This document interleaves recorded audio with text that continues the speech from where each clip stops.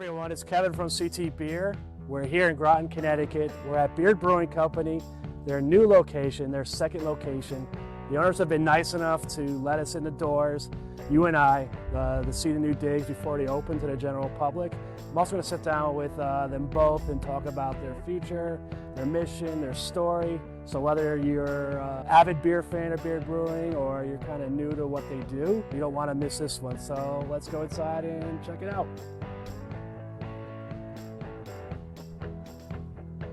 All right. Well, we're here with Aaron, one half of the ownership team, founder, husband and wife team, Aaron Simonaki, Beard Brewing Company, and of course Precious Putnam, who is helping put this place together. You know, you guys are opening soon. Before we dive into this thing, I wanted to ask you the name, Beard. I know there's a lot of hints. It's on your hat, it's on your face.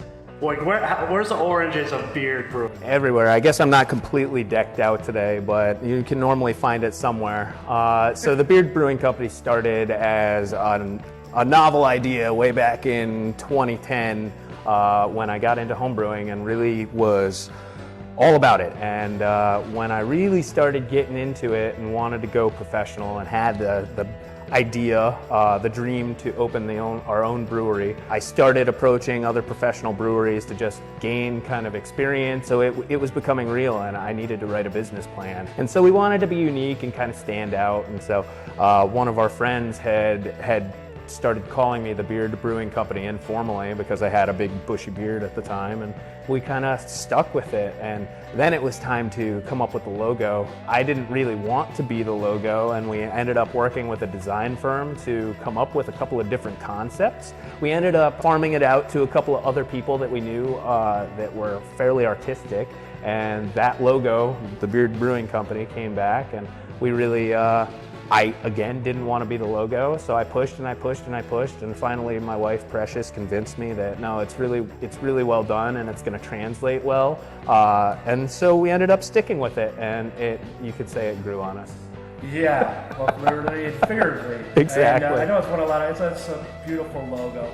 Let's talk a little bit more about your beginning. I know you started in 2012. I think I read somewhere at that time you brewed maybe 100 barrels that year. Like, you were a nano brewer, like you were really small. And we know each other years. You guys have literally built this business like one beer at a time, it feels like.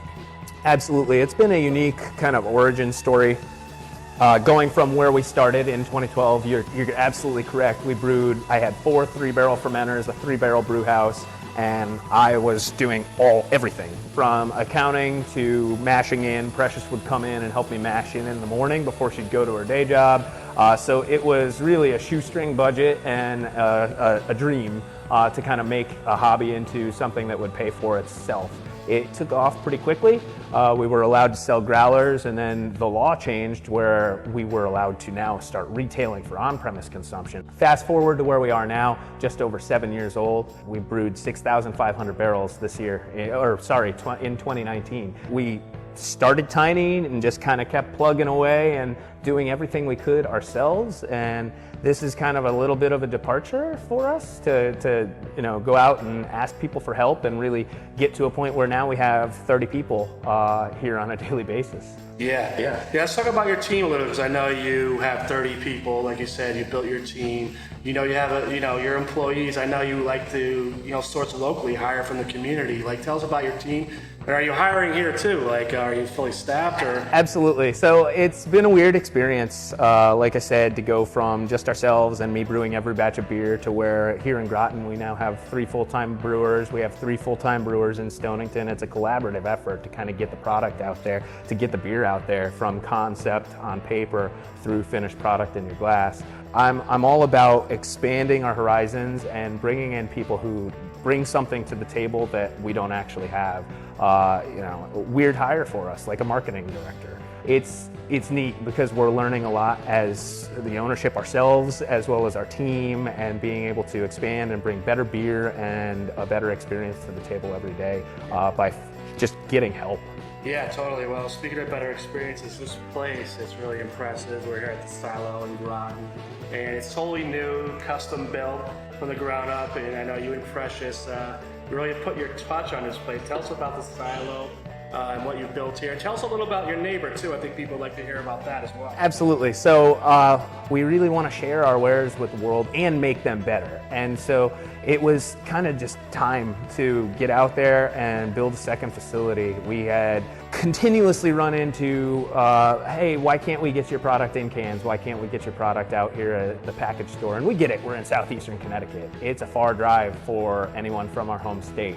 I wanted to share our wares with Fairfield County. And so building this was our gateway into being able to do that and really kind of set ourselves up to make better beer. So we had been on the market looking for a location for a pretty significant period of time, and one of our longtime friends, Brian Civitello of the Mystic Cheese Company, had also been looking for a brick and mortar location in southeastern Connecticut. We were presented with an opportunity where we were able to build something brand new here in Groton, and that was really appealing. Brian and ourselves kept running into each other in the real estate market, and so we finally said, you know what? We found this group of people who owned the property, who had already been zoned and put together the plans with the town for preliminaries, and they said, we'll build you the building. And so it was kind of a match made in heaven where we built it in the same building, and now you can have the Mystic Cheese Company's grilled cheese sandwiches, charcuterie boards, and our beer all at the same time. It's a perfect place to spend a day, and I gotta say, it's really modern, very cozy, a lot of beautiful artwork, cushioned chairs. It's really coming together nicely, and I can't wait for the public to see your place. So let's talk about the beer for a minute. Like, what kind of styles do you plan to brew here? Anything different? Anything that you've done before? Tell us about your plans. Absolutely. So we've been able to diversify here and really get our production going in Groton because we're running a 20-barrel, 3-vessel brew house into 60-barrel fermenters. So we can really brew a lot of one particular brand here. In Stonington, it kind of frees us up to be a little more nimble and do some different things. But one of the pieces of equipment that's yet to be installed here in Groton, but is sitting in the back brew house, is a 1-barrel brew house. Hindsight's 2020. We had a 3-barrel brew house in 2012 when we opened, and we were able to do a ton of different styles because you only get 5.5 kegs out of it every time you brew. As soon as we possibly can, within the next few weeks, we're hooking that up and we're going to launch that 1-barrel brew house system. And so you'll be able to see new and interesting things on a very regular basis out of us here, both here in Groton as well as Stonington. Very cool. So obviously you get really creative with that and do something. And that's only with a 1-barrel, so people know it makes a really small, limited batch. It's not even literally, you won't even cast out two kegs. You'll get 1.5 kegs. Right. So it's going to be very limited, but it's a great way for us to kind of say, anybody on the team out of all 30 employees, if you have a concept, we can put that into the tanks, we can prove it. If it goes well, it goes well. If it's not, then we're not going to serve it. Yeah. So I think people would enjoy being a guinea pig. All right, let's just try it. If we like it, we'll let you know. If we don't, then all right, maybe we just don't get it again. It really allows us to scale. It's really going to take away the constraints on us being able to say, hey, I've got this idea on paper, let's go for it. Yeah, well, that's really your model anyways, grow and scale. I mean, like I said, you guys, I feel like have grown as, because I'm from Fairfield County. I know, like, it took you years to get to, but you're like, exactly. We're going to do this right. You guys committed to quality, committed to, excellence, and you care about what you put in the glass. So that's what you guys are really all about. That's the idea. I mean, this year was a big year for us to focus on consistency and quality. I think that, I want this beer to be the same today as it is tomorrow, as it is 3 years from now. Quality is of the utmost importance, and, I think that if we're asking people to come here and have an experience, we want to make sure that it's the best it can possibly be. Yeah, and I know you and Precious are here a lot. I want people to know it's a family business like we open with. You're both married, you're both partners, so you guys, you work well together, and this is your baby, and it's come, so far. And any other little inside tips you want to share with us about the future plans, or what we can expect? Yeah, I mean, right now we're just kind of getting as much product out there to Connecticut, Massachusetts, and Rhode Island as we possibly can. We do have a little bit of a constraint going on because we use a mobile canning service here in Groton. Once we're able to kind of procure our own canning line here, we'll be able to really maximize the volume. And we have the second building on site that right now it's just storage, but we do have some pipe dreams for some future projects over there, which should be exciting. Exciting times indeed. Well, Aaron, thank you so much. Absolutely. Thanks for being here today. Seeing you guys grow and being a part of it, and my wife Jennifer and I are really happy, excited for your new place, and we know our viewers and the public are really going to enjoy this. So, cheers to Connecticut beer. Absolutely. Connecticut beer to the future. Thanks, Ben. Special thanks to Aaron and Precious for having us here. For future updates, be sure to tune into beardbrewing.com. They open their doors to the public January 19th.